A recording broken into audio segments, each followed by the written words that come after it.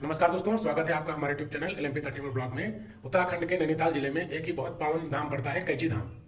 वहाँ आज मैं और मेरा एक दोस्त जा रहे हैं दर्शन हेतु। मेरी ये यात्रा 2 शिफ्ट में होने वाली है। पहले तो मैं यहाँ से अपने मित्र नितिन जी हैं, उनके घर तक अपनी कार से जाऊँगा। फिर वहाँ से उनकी बाइक जो उन्होंने अभी नई नई ही खरीदी है, रॉयल एनफील्ड हंटर, उससे मैं कैची धाम तक की यात्रा करूँगा, बाबा जी के दर्शन करूँगा। और इस यात्रा पर होने वाले समस्त खर्चों व अन्य विवरण, कैसे जाएं, कहाँ जाएं, किन किन साधनों से जा सकते हैं, सभी विवरण मैं आपको इसी ब्लॉग में आगे चलकर बताता रहूँगा। तो चलिए बाबा जी के दर्शन के लिए निकलते हैं। जय बाबा जी की। बाबा जी का नाम लेते हुए जय नीम करोली बाबा। अपनी यात्रा की शुरुआत में मैं कर चुका हूँ और नेशनल हाईवे 730 है ये। मेरे घर से 100 किलोमीटर मेरे मित्र नितिन मिश्रा जी का घर है, वहाँ तक मैं कार से जाऊँगा। उसके बाद उनकी बाइक से, जैसा मैंने पहले बताया, उनकी बाइक से हमको कैची धाम तक की यात्रा और आगे की भी यात्राएं करनी है। ये दुधवा नेशनल पार्क क्षेत्र से, वन क्षेत्र से हम लोग गुजर रहे हैं। बहुत ही सुंदर रास्ता है और 100 किलोमीटर का यह रास्ता बहुत ही वनों से लगभग घिरा है चारों तरफ। और कैची धाम केवल नहीं जाएंगे, उसके आगे जागेश्वर धाम, वृद्ध जागेश्वर धाम, कसार देवी जी के दर्शन करेंगे, गोलू देवता जी के दर्शन करेंगे। और इन सब का विवरण मैं अपने आगे के व्लॉग्स में देता रहूँगा। इसलिए आपसे निवेदन है कि आप हमारे चैनल को अगर अभी तक सब्सक्राइब नहीं किए हैं तुरंत सब्सक्राइब कर लें और बेल आइकन को अवश्य दबाएं, जिससे कि जैसे मैं कोई वीडियो अपलोड करता हूँ उसकी सूचना आप लोगों तक पहुँच जाए। हम लोग अपने मित्र के साथ उनकी बाइक से निकले हैं और ये सितारगंज के लिए, उनके घर से सितारगंज के लिए। सितारगंज उत्तराखंड में एक नगर पालिका परिषद है और सितारगंज से 2 रास्ते हैं, एक वाया पंतनगर और एक चोर गलियाँ होके, एक थाना भी चोर गलियाँ है, कुछ जगह होगी चोर गलियाँ, वहाँ होके, चूँकि वो रास्ता थोड़ा 10-15 किलोमीटर स्टार्ट है तो वही चोर गलियाँ होके हम लोग जाएंगे। और रास्ता भी बहुत सुंदर है, बिल्कुल जंगलों के बीच से होके जाता है। बरसात में थोड़ी दिक्कत आती है चूँकि पहाड़ों के बिल्कुल नज़दीक से सटा हुआ रास्ता है, तो बरसात में कुछ दिक्कत आती है। बाकी दिनों में वह रास्ता काफ़ी अच्छा है। तो हम लोग अब उत्तराखंड में प्रवेश कर चुके हैं। ये देखिए, ये बॉर्डर है उत्तराखंड का और उधर ऊधम सिंह नगर जिला पड़ता है। और मेरी यात्रा केवल कैची धाम तक नहीं रहेगी दोस्तों, जैसा मैंने पहले बताया है कि आगे भी दर्शन करने की योजना है। अगर भगवान ने चाहा तो अवश्य दर्शन करेंगे। कैची धाम बहुत ही रमणीक स्थल है। कैची धाम उस जगह का नाम है क्योंकि वो, उसकी जियोग्राफिकल लोकेशन ऐसी है कि वो ऊपर से देखने पर कैची की तरह प्रतीत होती है, इसलिए बाबा ने उसका नाम कैची धाम के नाम से वो आश्रम बनाया है।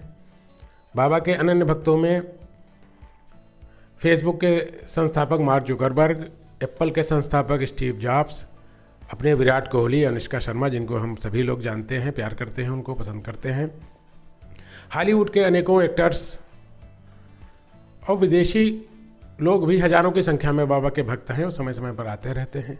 तो इसलिए वहाँ तक कैसे पहुँचे, सबसे सस्ता और सुगम रास्ता क्या है,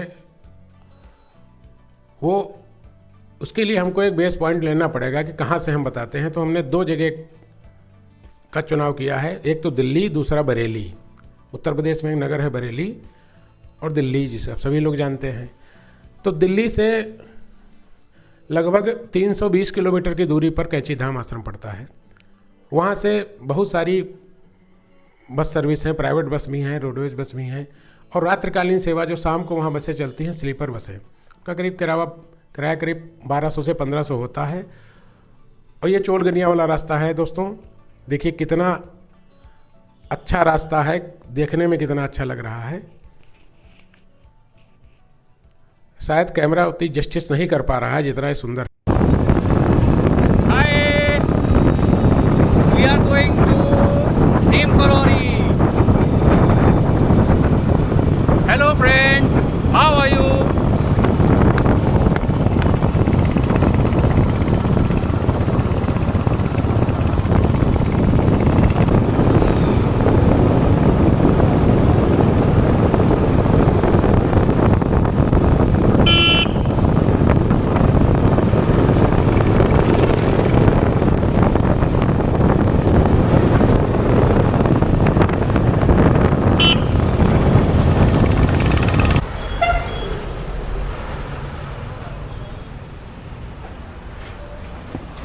अभी काठगोदाम में हैं, चाय का आनंद ले रहे हैं।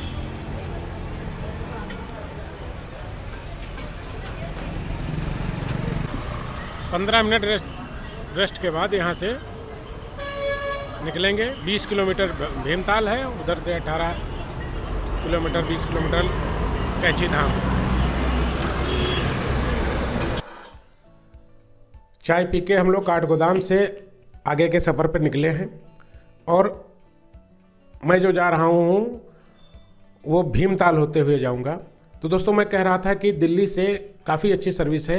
वो बस वाले या तो आपको हल्द्वानी उतार देते हैं या काठगोदाम तक लेकर आते हैं। वो लंबी लंबी बसें होती हैं तो पहाड़ पे फिर दिक्कत करती हैं, तो वहाँ से वो आगे का जो है टैक्सी के माध्यम से वो अपनी व्यवस्था करते हैं। दूसरा सबसे सस्ता और सबसे भारत के लोगों का सबसे प्रिय जो व्हीकल है, साधन है आने का, वो है भारतीय रेल। तो भारतीय रेल में सबसे नज़दीकी रेलवे स्टेशन काठगोदाम का है। पूरे देश से काठगोदाम के लिए ट्रेनें लगभग मिल जाती हैं। ये देखिए दोस्तों, भीमताल ये लेक है, काफ़ी प्रसिद्ध लेक है। काठगोदाम से भीमताल करीब 25 किलोमीटर पड़ता है। यहाँ हम लोग नहीं रुकेंगे, हम सीधे कैची धाम जाएंगे।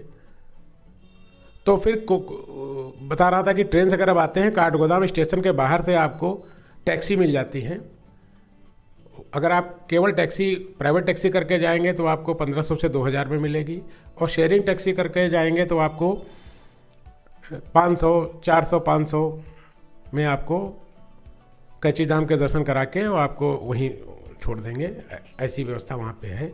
बाकी वहाँ से काठगोदाम से आपको 2 व्हीलर भी किराए पे मिल जाती हैं, जिनका किराया, जैसे स्कूटी अगर आप लेंगे तो 700 रुपया पर डे है, और बाकी जैसी रॉयल एनफील्ड की लेंगे तो 1000 है, और उसमें भी और बाइक से लेंगे तो 1500 तक किराया है, वह भी उपलब्ध है। और अगर आप अपने वाहन से आते हैं तो बहुत अच्छा। दोस्तों मेरी ये सलाह रहती है सभी से कि पहाड़ों पर आप जो है, चूँकि हम मैदानी लोगों को काफ़ी उल्टियाँ होने लगती हैं जब पहाड़ों पे सफ़र करते हैं, तो अपने साथ उल्टियाँ वाली दवाइयाँ ज़रूर लेकर आए, क्योंकि फिर बहुत दिक्कत होने लगती है। तो ये दोस्तों ये इस तरह से है। और यदि आपको बस से आना है तो बरेली से आपको हल्द्वानी तक की बस आराम से मिल जाती है। हल्द्वानी से फिर आपको उसी तरह से जैसे बाकी है टैक्सी करके या शेयरिंग टैक्सी करके आपको आना पड़ेगा। बहुत ही अच्छे घुमावदार रास्ते हैं, लेकिन कैची धाम तक भीड़ बहुत रहती है, ट्रैफिक बहुत रहता है। कैची धाम के आगे जैसे आप अल्मोड़ा की तरफ बढ़ेंगे फिर ट्रैफिक लगभग ख़त्म हो जाता है, क्योंकि बाबा के भक्त बहुत लोग हैं, तो इसलिए वहाँ ट्रैफिक मान के चलिए काठगोदाम से कैची धाम तक का ट्रैफिक काफ़ी रहता है। ये देखिए कैची धाम हम लोग पहुँचने वाले हैं। उनकी पार्किंग है, निःशुल्क पार्किंग व्यवस्था कैची धाम पे की गई है। ये देखिए, पहले यहाँ पार्किंग बहुत दिक्कत थी। हम लोग कैची धाम भाई पहुँचे। जय बाबा जी की, अपना आशीर्वाद बनाए रखें। सड़क के दोनों किनारे पे दुकानें हैं, होम स्टे हैं। अच्छा, यहाँ आके रुके कहाँ दोस्तों? यहाँ कैची धाम आश्रम में भी रुकने की व्यवस्था की जाती है भक्तों के लिए। लेकिन उसके लिए आपको इनसे कम से कम 1 महीना पहले इनसे संपर्क कर अपनी सीट बुक करानी होती है। वह व्यवस्था निःशुल्क रहती है। बाकी अगर आप आते हैं तो दोनों तरफ सड़क के दोनों तरफ काफ़ी होम स्टे और धर्मशाला हैं, लेकिन मेरी फिर यही सलाह रहेगी कि आप कोशिश करें यहाँ ना रुकें। या तो आगे रानी खेत है 35-40 किलोमीटर, वहाँ रुक जाएं, नैनीताल रुक लें या भीमताल में रुक लें। और एक और मैं बात आपसे कहना चाह रहा हूँ कि आप लोग जब भी आएँ तो वीकेंड पे मत आएँ। बहुत भीड़ रहती है यहाँ, बहुत ही मामला, सही से दर्शन भी नहीं हो पाते हैं। अन्य किसी दिन में आएंगे तो आपको, जैसे मैं आज आया हूँ, इतनी ज़्यादा भीड़ नहीं है। तो ये कैची धाम मैंने अपनी बाइक पार्क करके अब धीरे धीरे मंदिर की तरफ बढ़ रहे हैं, वहाँ दर्शन करेंगे। और ज़्यादातर लोग मान के चलिए 97-98% लोग वापस चले जाते हैं। लेकिन मैं इस बार यहाँ आज रुकूंगा, चूँकि देर हो गई है। फिर आगे अल्मोड़ा जाना है हमको, जागेश्वर धाम तक। अगर थोड़ा लेट हम लोग पहुँचे हैं यहाँ, करीब बज गया है 5:30, बहुत जल्दी अंधेरा हो जाएगा और ठंड भी बढ़ जाएगी, तो हम लोग तो यहीं रुकेंगे। कल सुबह अपना सफ़र जारी रखेंगे। उसका विवरण, जागेश्वर धाम का विवरण हमारे आगे के वीडियोस में होगा। पुनः आपसे निवेदन है कि आप लोग हमारे चैनल को सब्सक्राइब अवश्य कर लीजिए। आप लोगों का सहयोग आशीर्वाद बना रहेगा तो ये चैनल ग्रो कर जाएगा। बाबा का जो प्रसिद्ध ये दरवाज़ा है, काफ़ी सेल्फी लोग यहाँ लेते हैं, फ़ोटो खिंचाते हैं, देखिए आ रहा है। और इसके अंदर प्रवेश करते ही एक मतलब अजीब तरह की पॉजिटिविटी महसूस होने लगती है। ये कहने की बात नहीं है, आप आएंगे तो खुद महसूस करेंगे। जैसे आप अंदर घुसेंगे आपको लगेगा कि हाँ, हम कोई अच्छी जगह पे आ गए हैं, कोई मतलब तपोस्थली पे आ गए हैं। ये सीढ़ियों से नीचे उतरकर, ये छोटा सा पुल है, एक कोसी नदी बोलते हैं यहाँ पे इसको, हो सकता है नाम कंफ्यूज हो रहे हैं।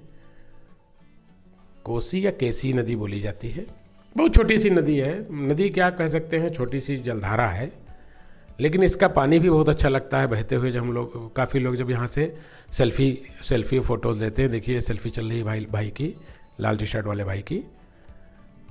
ये मंदिर के दर्शन सामने देखिए, ऑरेंज कलर और पीले कलर में क्या शानदार मंदिर के दर्शन हो रहे हैं। बाबा के दर्शन करें, जय बाबा जी की, अपना आशीर्वाद बनाए रहें।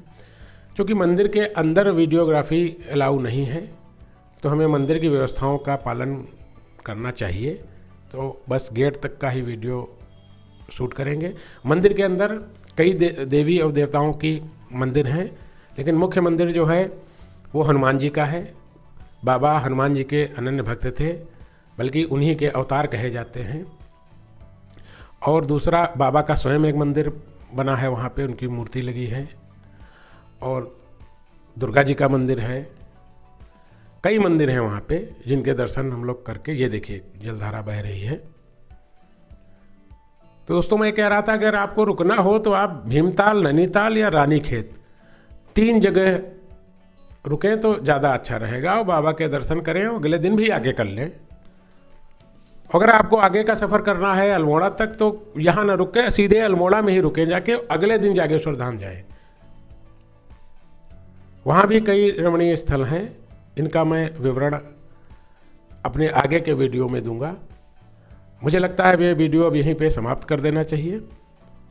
आपसे पुनः निवेदन है कि हमारे चैनल को सब्सक्राइब कर लें, बेल आइकन को अवश्य दबा लें, और वीडियो कैसा लगा कमेंट बॉक्स में अवश्य बताएं। दोस्तों, क्या कमी रही वो ज़रूर बताएं, कमी ज़रूर बताएं, जिससे कि आगे के वीडियो में सुधार किया जा सके। इसी के साथ मैं अपने वीडियो को समाप्त कर रहा हूँ। जय नीम करोली बाबा की, जय बजरंगबली की, भारत माता की जय।